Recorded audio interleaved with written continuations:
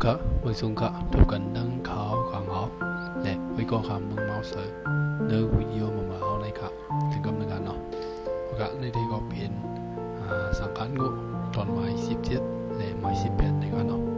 ตอนหมาย17นั้นค่ะกลางเขาเดี๋ยวปุ่นพรสิใครในกว่าและตอนหมาย11ซ้ำvới cô khám mừng máu sợiเดี๋ยวใครในกว่าในกันเนาะเขาขากับในเขามัดให้ถมด้วยกันเนาะ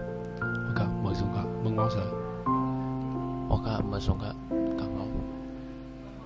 ok กำไรมือพ้องนั้นการงูก็หันก้นหย่องทีก้อนหนึ่งที่ก็เอาก้นหย่องทีก้อนนั้นซ้ำเอาไฟทาสีก็ทองขึ้นหรือต้องฟ้าสีก็ด้วยกำไรการงูก็หันอลามผึกลานอนเพียนไว้ตีเข้มช่างนั่นก่อนเนาะที่ก็ปลาแดหลำนั้นซ้ำหันมีไว้แอบผ้าแอบหนึ่งแผ่นออกไว้เท่านั้นที่ก็เป็นอันมันจังวนว่าเป็นอันผ่านสร้างปันการจะมาหรือทูว่าไหนที่ก็ขั้นกูก็ให้เกียงกว่าที่เฮาเปิ้นเฮนั่นสิก็ล้อมด้วยปุ่งหังเจสันติอะไรชื่อว่าเจสันตินั่นกันเนาะและลานลองว่าโดดเจสันติได้มันเหมือนโดดเจ้าเฮงเขาไว้นี่ก็ที่กำไรขึ้นด้วยมากวนมากก็กูปีเจสันติได้สิก็ออกกว่าขึ้นตั้งอันไกลกันตั้งยงทีนั้นเห็นก็การกูก็ล้อมด้วยกว่าก็ได้หันลูกอ่อนนั่งยิง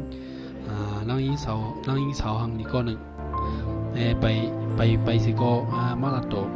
โตสังกัดกูกันเนาะเห็นก็การกูก็ก่อนนั้นมันก็มือมันหันนั่นกว่ามันก็วนว่าเมียวในเย้าอยู่เป็นผีเปิ้ลขึ้นผีเปิ้ลเงินอันว่านั่นสิก็วนหลอมบนห้างของมันอยู่กำไรออกมาให้ก็นั่นก็มาดีกันงูกันเนาะมาสิก็ถามว่าสุดเจ้าใครกุนทั้งเตอห้าเนี่ยถามเรื่องนั้นให้ก็กันงูก็กวางหัวแก้มนึงสิก็ขึ้นถามนั่งสาวก็นั้นคนทั้งเตอว่านั่นเป็นเจ้าหัวเองก็กันงูกวางไว้อยู่สนว่าปลาแห้งป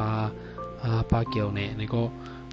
มันหลอมกวางไว้เท่านั้นแต่สาวก็ตบขึ้นย่างก้อยสองเปียเนี่ยนี่ก็สองเปียก้อยนี่ก็สาวนั้นขึ้นตบลงมากลางนี่ก็เนาะกันกูก็หลอมวนนี่ก็ตัวเงาลายก็เคยเจอเหมือนกันเนาะเคยเจอนี่ก็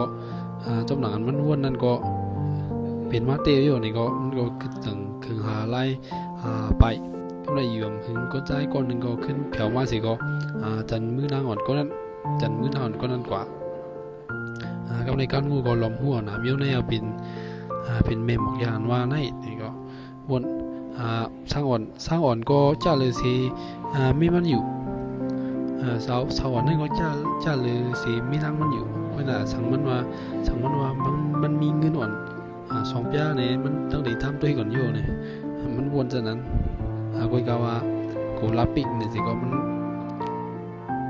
มันก็จังครึ่งวนจากไหนก็มือข้างในมันขึ้นปอกมือก็มือหันเจ้าเองเขาเฮ็ดปอยเกี่ยวหินมนกันไว้อยู่ข้างในมันขึ้นตัวหันไอซอยอันนั้นสิก็กอดจุไอ้ก็การกูก็ทำมีเงินต้องไม่เขาว่าอยู่ไหนนี่ก็ทำว่าไหนในไอซอยอันนั้นก็จังขึ้นตอบว่ามีเงินมีแลก็จังมานั่งอยู่หลังแล้วนี่ก็มันขึ้นตอบว่าเรื่องนี้ก็การกูก็กำไรกำนูก็ขึ้นว่าให้สั่งซ้ำกว่าหาย้อนกินในสิก็กำไรมันไอซอยอันนั้นขึ้นตอบตอนหนังย่ำฮัดกว่าลิฟชมซื้อเป็นมีนั่นกว่านั้นอีกก็ลัดลองว่าเจอเป็นกินเกี่ยวผู้กินไรอยู่ย้อนอะไรเอาเงินเนื้อทองเขาลุ่นก็กำไรสังกัดกูก็ขึ้นป่องใจว่าเงินซื้อ เขาเจอจ่ายอยู่ในก้อยเป็นเงินเขาไว้รู้ไหนย้อนสั่งหลาในซึ่งลองผ่อนลองอันเขาอันก้นมึงเลยทำเจนก็เขาก็เลยจับพอนหนีมันจ้อมฉะนั้นที่ก็มันขึ้นวนว่าเขาเป็นสังก็เปลี่ยนปล่อยเป็นล่างนี่ก็มันจังขึ้นบนยาอันนึงลองว่ามันตีหาขายหาเข้าไอ้ก็ขายตอนดาเดเลยขึ้นอันล่างนั่นนี่ก็กำไรมันขึ้น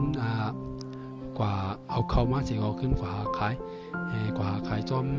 ปู่เฮงเขาเสื้อนี่ก็ปู่เฮงขึ้นถามขายลายหลังกันก็คือล่ะเนี่ยมันก็ขึ้นตอบว่าหาหลังนี่ก็เอาซื้อกันดีนอกได้เขาแห้งหลัง3ย่างน่ะนี่ก็เขาเขียว1หลังซ้ำ1จับควายนี่สิก็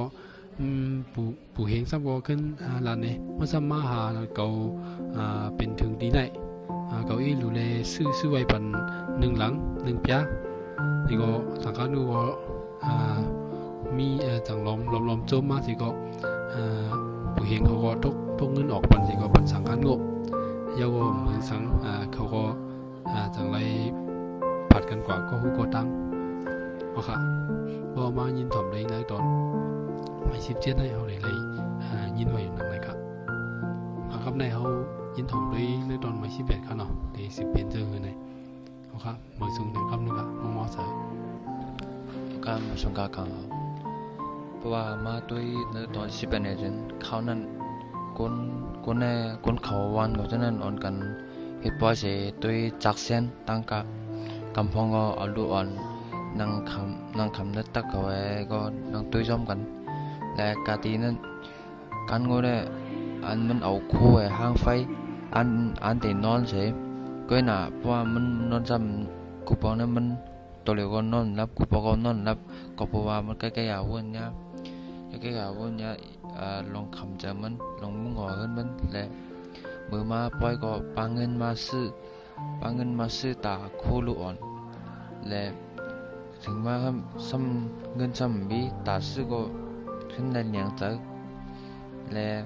อันมันมาปล่อยในก็มันคุยอันว่าอันมาปล่อยในลงดีมันอันนึงได้ตั้งหูกวางมาเยอะกว่าหูลองเปิ้นมาและเขานั้นเป็นเขากัดโคน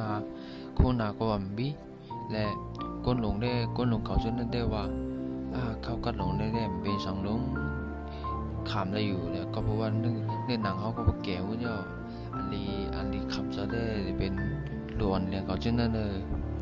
เขาว่าความหลวนในความกับบ่ไฟกับบ่เนี่ยเพราะว่าเพียวเขากันมาในจึงมันกิจใจให้ได้และวันนั้นเจ๊ขึ้นไอ้งูขึ้นนอนผือมันนอนไหนก็ไฟอันมันเสือไฟมันนั่น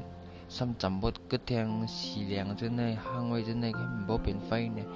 และกัดแทงหน้าเนี่ยก็มันขึ้นลุกมาเสือไฟก็ขึ้นนอนแดงมือนอนนั่นก็ขึ้นคุยกันวนยามีมันเบื่อเขามันอยู่ซ้อมมีมันลุกมันจนนั่นแน่เลยนอนไฟแหครับนอนซ้อมกันอุ่นก็อุ่นพอก็ชังเนี่ยและมีมันเจอสึกโคเสมีเงินตาสื่อยก็มันก็เลยเนียงจะเสยก็เลยน้ำตาก็เลยยังไหวมาน้ำตาก็ตกและทุกสิ่งพอยีมันก็บ่เข้มนั่นนะครับเนาะ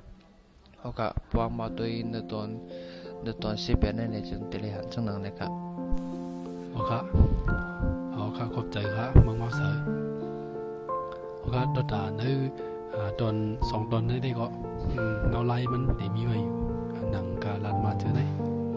เอาครับตอนดาได้เปิด10 ถอมได้แทงในตอนตั้งนานได้มาได้อย่าลืมปั่นแห้งเอาไว้ค่ะนะก็ขอบใจครับ